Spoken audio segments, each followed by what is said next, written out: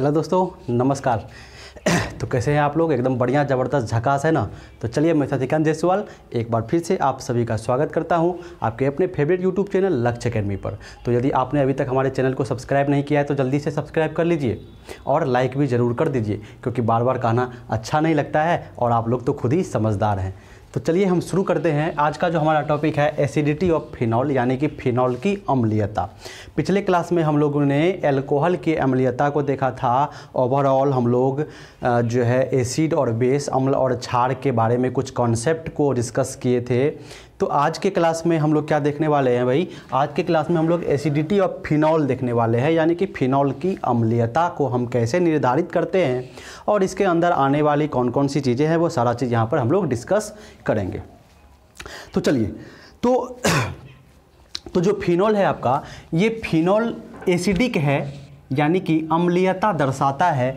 इसका आधार क्या है? इसका आधार है कि ये भी जो है धातु और किसके साथ, क्षारक के साथ रिएक्शन करके क्या बनाता है? मेटेलिक सॉल्ट, यानी धात्विक लवण बनाता है। और साथ में एक केस में हाइड्रोजन और एक केस में H2O यानी वाटर बनता है। ये सब हमने पिछले क्लास में डिस्कस किया हुआ था कि इसका कारण क्या होता है, ठीक है ना। तो चलिए, आज की क्लास में हम यहाँ पर फिनॉल की अम्लीयता तो देखेंगे, लेकिन साथ ही इसका कंपैरिजन हम दूसरे से भी करेंगे, ठीक है। चलिए, अब ये जो फिनॉल है आपका, जब ये जो फिनॉल है ये ज़्यादा एसिडिक होता है, ज़्यादा अम्लीय होता है। फिनॉल ज़्यादा अम्लीय होता है किससे? तो ये ज़्यादा अम्लीय होता है वाटर से और ये ज़्यादा अम्लीय होता है एल्कोहल से, ठीक है, जल से, और ये ज़्यादा अम्लीय होता है एल्कोहल से,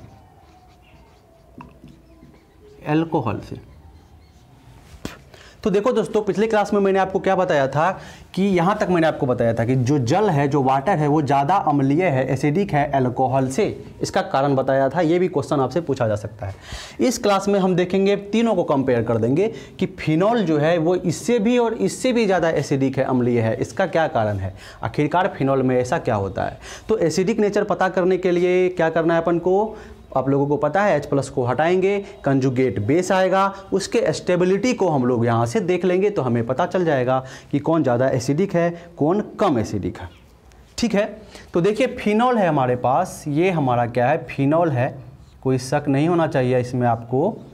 ये OH है, ये क्या किया? H+ को डोनेट कर दिया। एसिड है मान के चलो, तो H+ को डोनेट कर देगा तो O- ये हो गया। इसको, फिनॉल को हम एसिड मान के चलते हैं भाई, तो ये हमारा कंजुगेट क्या हो जाएगा? बेस हो जाएगा, ठीक है ना। चलिए, ये समझ में आ गया। तो चलिए अब हम जल को देख लेते हैं। H2O है ये हमारा, इस H2O से क्या होगा? एक H+ को निकाल देंगे तो ये हमारा OH- हो जाता है। ये वाटर को हम एसिड मान के चले हैं तो ये हमारा कॉन्जुगेट क्या है? बेस है। कॉन्जुगेट बेस क्या होता है? संयुग्मी क्षारक, है ना। पिछला क्लास यदि आपका मिस कर गया है तो आप ज़रूर उसको देख लीजिएगा, क्योंकि अगर वो नहीं देखे हैं तो यहाँ पर थोड़ा सा दिक्कत हो सकता है। और चैनल को सब्सक्राइब तो ज़रूर कर लीजिएगा, है ना, क्योंकि बिल्कुल फ्री में आपको यहाँ पर सारा का सारा सिलेबस कंप्लीट कराया जा रहा है। शुरू से लेकर लास्ट तक हम आपका साथ देने वाले हैं, ठीक है। तो चलिए, H2O से जो है H+ निकालने पर OH- ये कंजुगेट बेस है। जल के केस में, एल्कोहल के केस में क्या हो जाएगा? ये ROH है, इससे H+ निकाल देंगे तो RO- हो जाएगा। ये क्या है आपका? ये कंजुगेट बेस है। तो तीनों कंजुगेट बेस हमने बना लिया। अब हमको क्या करना है? इस तीनों के स्टेबिलिटी को कंपेयर कर लेना है। इस तीनों ही कंजुगेट बेस के स्टेबिलिटी को कंपेयर कर लेंगे तो हमें पता चल जाएगा कि कौन ज़्यादा अम्लीय है। तो सिंपल सी बात है भाई, सबसे ज़्यादा जो स्टेबिलिटी होता है, चलिए इसको हम 1 नंबर मान के चलते हैं, इस कंजुगेट बेस को, इसको 2 नंबर मान के चलते हैं, इसको 3 नंबर मान के चलते हैं, ठीक है। तो यहाँ पर देखिए, 1 नंबर का जो कंजुगेट बेस है, संयुग्मी क्षारक है, ये फेनोक्साइड आयन, ये ज़्यादा स्टेबल है किससे? इस OH- से, ठीक है, इस OH- से, यानी कि 2 नंबर वाले से। और सबसे अंतिम में क्या आता है? तीसरा नंबर वाला आता है आपका, यानी कि ये आता है, ठीक है। तो यहाँ पर मैंने 1 2 3 लिखा है, चलिए ऐसे ही लिख देते हैं, आपको कोई कन्फ्यूज़न नहीं हो, बिल्कुल आसानी से समझ जा रहा हूँ मैं आपको, एकदम कोई भी धड़बड़ी नहीं है मुझे, और आपको भी नहीं होना चाहिए। सिलेबस पूरा कंप्लीट कराएंगे, टेंशन मत लीजिए। तो 1 2 3 इस तीनों ही कंजुगेट बेस को कंपेयर करते हैं तो सबसे ज़्यादा स्टेबल ये है, उससे कम ये है, सबसे कम ये है। तो जब स्टेबिलिटी इसका सबसे ज़्यादा है तो सबसे अच्छा एसिड भी कौन होगा? सबसे अच्छा एसिड कौन होगा? तो बताइए। तो सबसे अच्छा एसिड आपका फिनॉल हो जाएगा, ये सबसे अच्छा एसिड हो जाएगा। उसके बाद H2O हो जाएगा, उसके बाद ROH हो जाएगा, क्योंकि इसका जो कंजुगेट बेस है उसका स्टेबिलिटी का ऑर्डर, यानी कंजुगेट बेस के स्टेबिलिटी का जो ऑर्डर होगा, संयुग्मी क्षारक के स्टेबिलिटी का जो ऑर्डर होगा, वही उसके एसिडिक कैरेक्टर का, अम्लीय गुण का भी ऑर्डर हो जाएगा। ठीक है, बिल्कुल कोई कन्फ्यूजन नहीं है, बहुत ही आसान है, एकदम हलवा है, एकदम हलवा, आराम से पढ़ना है। तो ये हो गया। अब आप कहेंगे कि सर ये तो ठीक है, इस दोनों में तो हमको समझ में आ गया कि इसका स्टेबिलिटी आप कैसे पता कर लिए, लेकिन ज़रा हमको ये बता दीजिए कि ये जो फिनोक्साइड आयन बन रहा है इसको आप ज़्यादा स्टेबल कैसे बता रहे हैं इन दोनों से? इसका कोई कारण तो होगा कि ऐसे जो है बुक में लिखा हुआ है, रट लेना है हम लोगों को, याद तो रखना ही है, लेकिन बिना एक्सप्लानेशन के नहीं। हर एक चीज़ों का एक्सप्लानेशन मैं आपको यहाँ पर देने वाला हूँ। ये फिनोक्साइड आयन क्यों ज़्यादा स्टेबल है और ये क्यों ज़्यादा अच्छा अम्ल है, अब इसका हम चलते हैं इसके कारण पे, इसके कारण पे हम चलते हैं, इसके काउज पे चलते हैं, है ना, क्योंकि साइंस पढ़ रहे हैं तो कारण तो पता करके ही जाना है। चलिए, तो देखिए यहाँ पर हमें क्या करना है कि दो तरीका है। एक हम क्या करेंगे, एक हम देखेंगे इसके स्टेबिलिटी के आधार पर, और एक हम देखेंगे इसके आयोनाइजेशन के आधार पर। तो आयोनाइजेशन क्या होता है वो भी मैं आपको यहाँ पर डिस्कस करूँगा, घबराने की कोई बात बिल्कुल भी नहीं है। देखिए, पहला कारण ये है कि इस फिनॉल में जो आप ये कार्बन देख रहे हैं, फिनॉल में जो आप कार्बन देख रहे हैं जिससे OH जुड़ा हुआ है, ठीक है। तो चलिए, OH समूह से संयुक्त sp2 संकरित कार्बन, ये OH समूह जुड़ा हुआ है इस कार्बन से, और ये कार्बन है sp2, ठीक है, ये आपको पता होना चाहिए। sp2 कार्बन का विद्युत ऋणात्मकता आपको बताया था ऑर्डर कि सबसे ज़्यादा sp का होता है, उससे कम sp2 का होता है, उससे कम sp3 का विद्युत ऋणात्मकता होता है। तो इस केस में, इन सब केस में क्या है, इन सब केस में आपको कहीं भी sp2 वाला केस या sp वाला केस देखने को नहीं मिलेगा, इन सब में आपको sp3 मिलेगा। तो यहाँ पर जो केस है कार्बन का, ये यहाँ पर sp2 कार्बन है जिसका इलेक्ट्रोनिगेटिविटी ज़्यादा है इन सब के कंपेरिजन में। जिस कार्बन से OH जुड़ा हुआ है वो sp2 संकरित है, लेकिन इन सब में sp3 संकरित होता है। अच्छा, इससे क्या फ़र्क पड़ेगा सर? इससे क्या फ़र्क पड़ेगा, देखो कि ये जो कार्बन है वो इस ऑक्सीजन के बॉन्ड को क्या करेगा, ज़्यादा मजबूती से पकड़ कर रखेगा।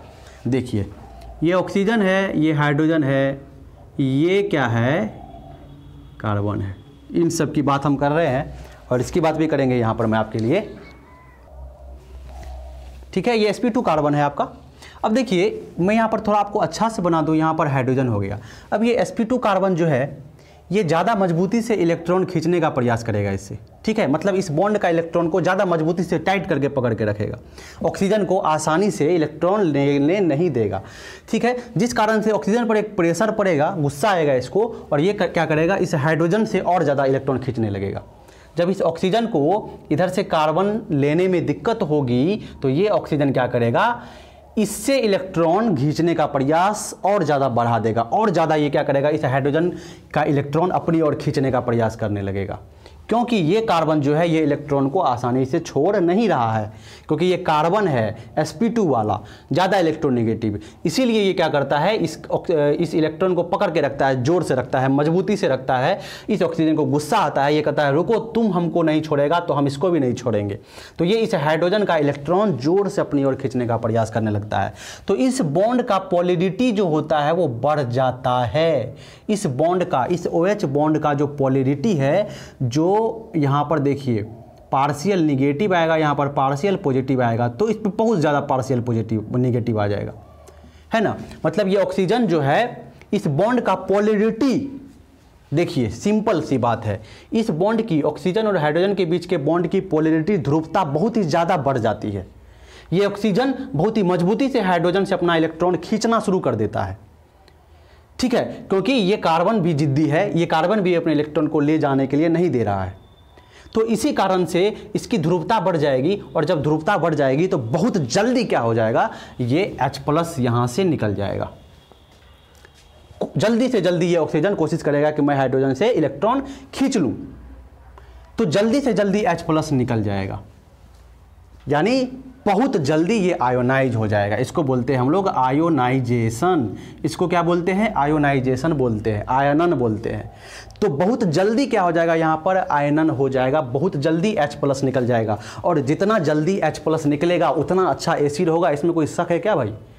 कोई इसमें शक आपको नहीं होना चाहिए कि जितना जल्दी H+ निकलेगा, कोई एसिड है तुरंत H+ दे रहा है, कोई एसिड है और जल्दी H+ दे रहा है, तो जो जितना जल्दी H+ देगा वो उतना ज़्यादा अच्छा एसिड होगा, इसमें कोई शक नहीं है।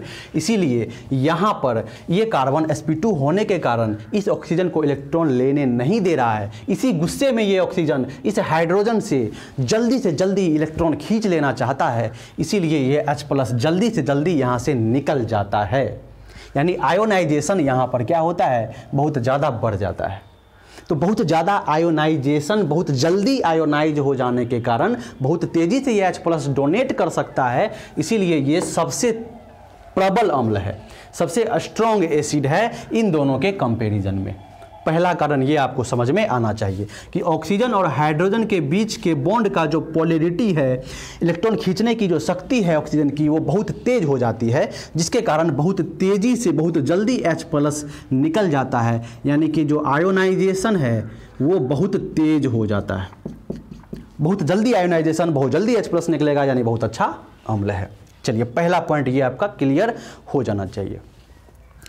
दूसरा पॉइंट, ठीक है, दूसरे पॉइंट की हम बात करते हैं। तो दूसरा पॉइंट तो अभी मैंने आपको बताया कि ये जो फिनोक्साइड आयन है ये ज़्यादा स्टेबल है, किससे, इससे और इससे। ये फिनोक्साइड आयन ज़्यादा स्टेबल है इससे और इससे। अब आपके मन में ये क्वेश्चन आएगा कि ये ज़्यादा स्टेबल कैसे हो गया इन दोनों से? ये क्वेश्चन आना चाहिए ना, बिल्कुल आना चाहिए आपको ये क्वेश्चन कि ये कैसे हो गया, ऐसा हो कैसे गया। तो चलिए, ऐसा इसीलिए हो गया कि ये जो कंजुगेट बेस है ये रेजोनेंस स्टेबलाइज्ड है।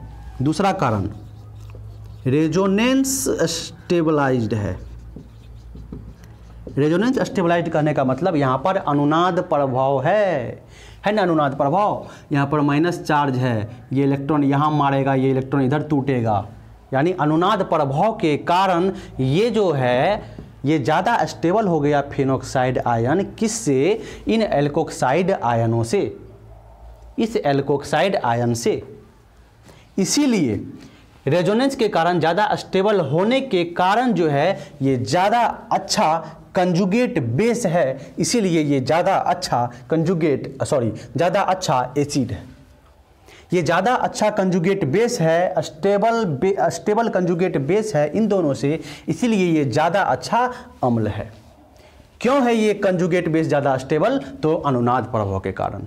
ये दो चीज़ वेरी इंपॉर्टेंट पॉइंट आपको याद रखना है कि ऑक्सीजन और हाइड्रोजन के बीच का जो पोलैरिटी होता है वो बहुत ज़्यादा होता है फिनॉल में, जिस कारण H+ का जो आयनन होता है वो बहुत जल्दी होता है।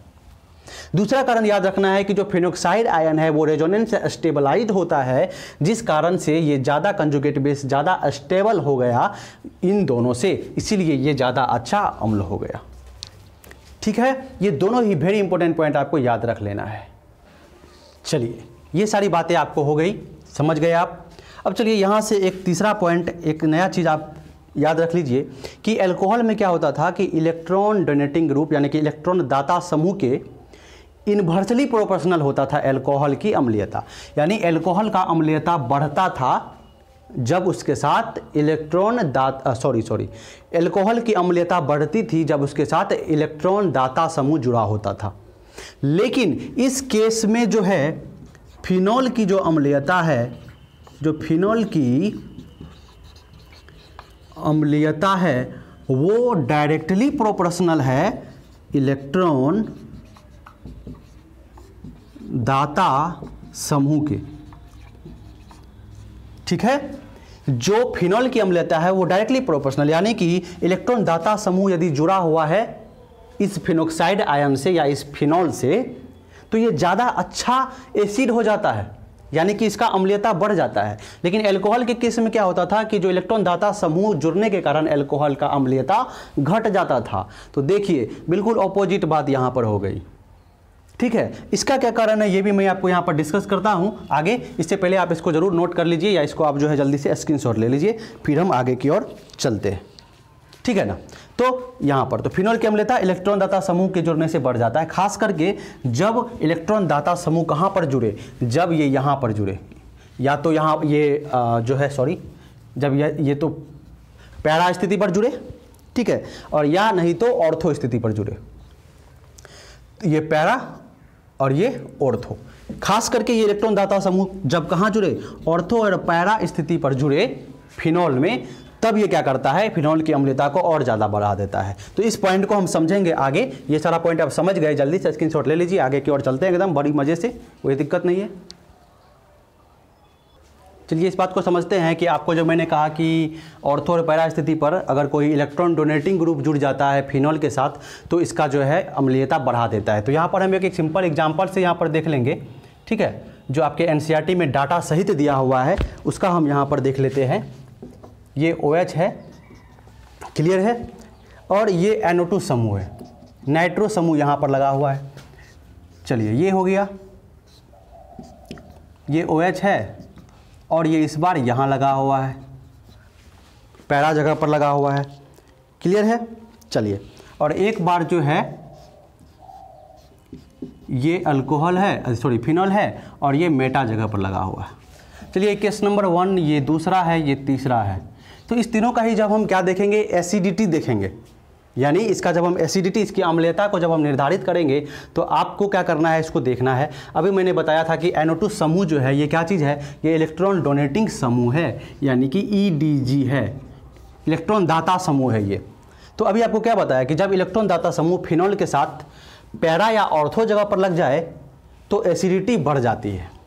एसिडिटी क्या होती है, बढ़ जाती है। तो यहाँ से मैं चाहता हूँ कि आपके लिए क्या लिखूँ, यहाँ pKa मान लिख दूँ मैं यहाँ पर आपको, ठीक है। आयोनाइजेशन ऑफ एसिड के आयोनाइजेशन का मैं यहाँ पर आपके लिए मान लिख देना चाहता हूँ कि ये पहला नंबर है आपका, ये कहाँ पर लगा हुआ है, ऑर्थो जगह पर लगा हुआ है।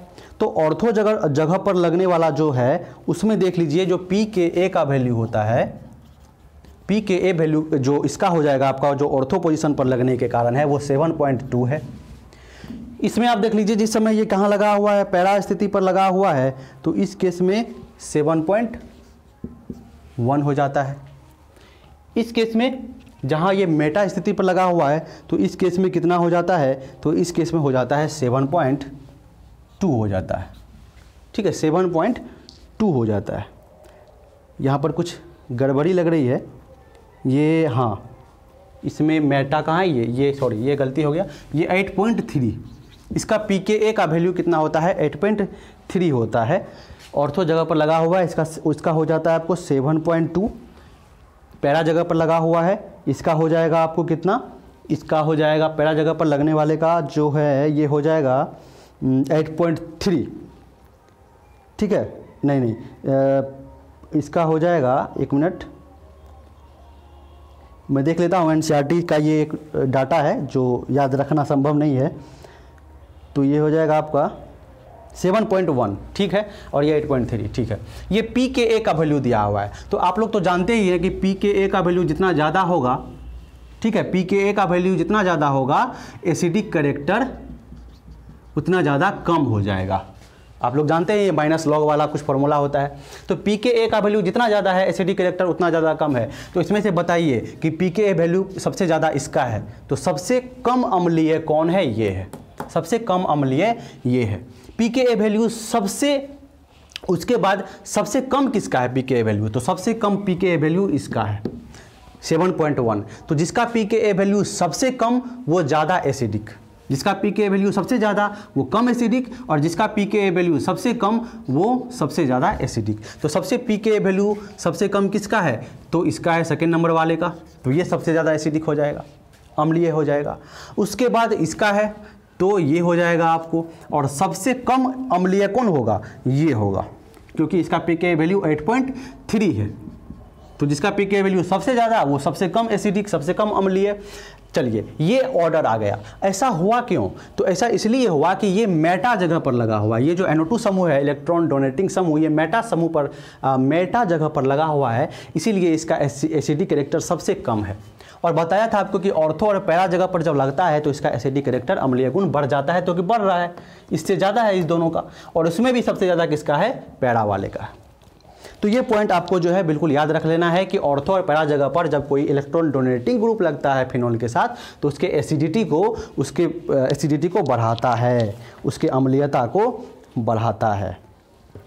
ठीक है, तो चलिए अब मैं यहाँ पर एक बहुत ही ज़बरदस्त क्वेश्चन देने वाला हूँ, जिसमें आपको इस अलग अलग तरह के फिनॉल और अल्कोहल के बीच में क्या करना है? कंपेयर करना है, उसके एसिडिक कैरेक्टर के बारे में। ठीक है, चलिए ये हो गया आपका OH, यहाँ लगा हुआ है NO2। ये हो गया आपको क्या चीज़? OH, और यहाँ लगा हुआ है NO2।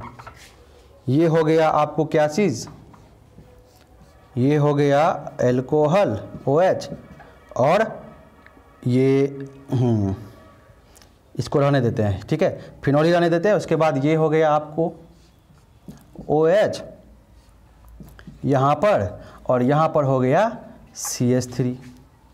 ठीक है, उसके बाद ये हो गया आपको जो है फिनॉल OH, और यहाँ पर लग गया CH3। ठीक है, उसके बाद ये हो गया आपको फिनॉल, ये हो गया आपको फिनॉल, और यहाँ पर लग गया OH, फिनॉल है तो, और यहाँ पर लग गया CH3। ठीक है, और सबसे अंत में यहाँ पर मैंने लिख दिया क्या चीज़? C2H5OH। ठीक है, तो यहाँ से जब आप एसिडिक कैरेक्टर को डिसाइड करेंगे, जब एसिडिक कैरेक्टर को डिसाइड करेंगे तो सबसे ज़्यादा एसिडिक ये होगा, उससे ज़्यादा ये होगा, उससे ज़्यादा ये होगा, ये होगा, ये होगा, ये होगा, और सबसे कम जो है ये हो जाएगा। ठीक है, चलिए देखिए कारण, देखिए कारण देखिए। चलिए तो कारण क्या है? यहाँ पर बीच में फिनॉल है। ठीक है, फिनॉल का जो एसिडिक नेचर है वो नॉर्मल है। ठीक है, अब हम देखेंगे कि NO2 समूह यहाँ पर कहीं पर आ रहा है और कहीं पर CH3 समूह आ रहा है, इससे क्या क्या प्रभाव पड़ रहा है। क्लियर है? तो चलिए यहाँ पर जो NO2 समूह है, क्या चीज़ है? NO2 समूह है यहाँ पर। ये NO2 समूह पैरा जगह पर लगा हुआ है तो सबसे ज़्यादा है, ऑर्थो पर लगा हुआ है तो उससे कम हो गया, फिनॉल नॉर्मल है। ये CH3 समूह जो है कहाँ पर फिर लग गया? फिर ये लग गया मेटा जगह पर, तो ज़्यादा है, मेटा जगह पर लग गया तो ज़्यादा है। और ये CH3 जो है कहाँ लग गया? और पैरा जगह पर लग गया, और ये जो है मेटा जगह पर लग गया। तो इससे पहले यहाँ पर आप डिसाइड कर लीजिए, एक चीज़ समझ लीजिए कि ये CH3 मेटा पर लगा हुआ है और ये पैरा पर लगा हुआ है, तो पैरा वाला का ज़्यादा होना चाहिए था ना, मेटा वाला का ज़्यादा कैसे हो गया? अरे क्यों नहीं होगा? क्यों नहीं होगा? वो इसलिए होगा कि इलेक्ट्रॉन डोनेटिंग ग्रुप फिनॉल के अम्लीयता को बढ़ाता है और इलेक्ट्रॉन विथड्रॉइंग ग्रुप फिनॉल के अम्लीयता को घटाता है ना।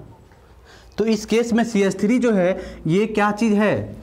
ये इलेक्ट्रॉन विथड्रॉइंग ग्रुप है और ये इलेक्ट्रॉन देने वाला समूह है। तो देने वाला जो ग्रुप जुड़ा हुआ है NO2, तो ये तो ज़्यादा अम्लीय होगा ही, उसमें भी से भी जब जो पैरा पर लगा हुआ है तो वो सबसे ज़्यादा, और ऑर्थो पर लगा हुआ है तो वो सबसे मतलब उससे थोड़ा कम।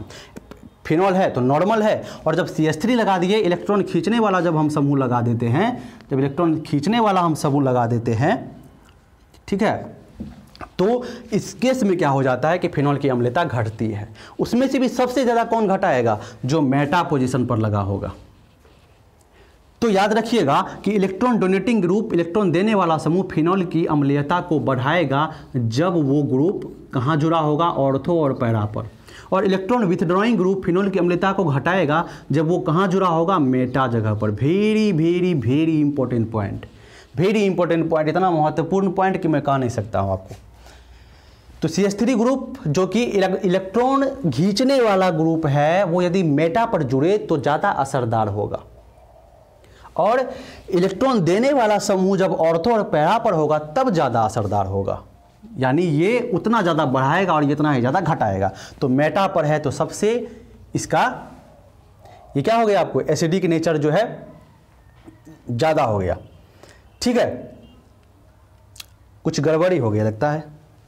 हाँ, गड़बड़ी तो हो गई है। चलिए, उल्टा बोल गया मैं, कोई बात नहीं है, उल्टा बोल गया मैं, कोई बात नहीं है, कोई बात नहीं है, गलती तो नहीं पढ़ा दिया, याद तो आ गया, मतलब जो है मिसकंसेप्शन से तो बचा लिया आपको। चलिए, ये मैं तभी से क्या समझ रहा था कि CH3 जो है ये ज़्यादा है इससे, है ना, लेकिन उल्टा है, ये मेटा वाला जो है ये ज़्यादा है। यानी कि इलेक्ट्रॉन विथड्रॉइंग ग्रुप जब मेटा पर लगता है तो वो फिनॉल के एसिडिटी को घटाता है, लेकिन उतना नहीं घटाता है जितना पैरा वाला और मेटा वाला घटाएगा। क्लियर है? ये इस पे लगा हुआ है, इसीलिए इसका एसिडिटी कम तो हो गया अल्कोहल से, लेकिन उतना ज़्यादा नहीं हुआ जितना पैरा पर लगाने से हो गया।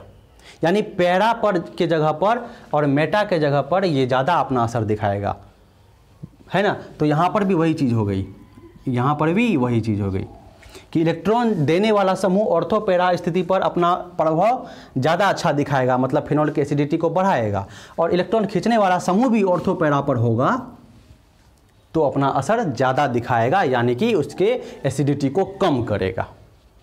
ठीक है, चलिए, और C2H5 ये तो सबसे कम होगा ही भाई, क्योंकि ये तो एल्कोहल है और ये सब तो फिनॉल है। तो हम लोग तो जानते ही हैं कि फिनॉल का जो एसिडिटी होता है वो एल्कोहल से ज़्यादा होता है, इसमें तो कोई शक ही नहीं है। ठीक है, तो ये आपका हो गया एल्कोहल और फिनॉल, और इन सभी में आपने देखा कि ऑक्सीजन और हाइड्रोजन का बॉन्ड टूटता है तभी तो H+ रिलीज होता है। तो इस पूरे के पूरे केस में आपने देखा कि OH बॉन्ड टूटने वाले में सबसे पहले हमने देखा कि एसिडिटी देखा एल्कोहल और फिनॉल की। क्लियर है? तो पूरा का पूरा ये जो आपका टॉपिक था एसिडिटी ऑफ एल्कोहल और फिनॉल, ये खत्म हो गया। बहुत सारा क्वेश्चन भी मैंने आपको बताते बताते एक्सप्लेन कर दिया है। जब आप क्वेश्चन देखेंगे तो आपको समझ में ये सारा चीज़ आ जाएगा। तो जल्दी से इसको नोट कर लीजिए या आप इसका स्क्रीनशॉट ले लीजिए, तब हम आगे की कहानी यहाँ से शुरू करते हैं भाई। चलिए।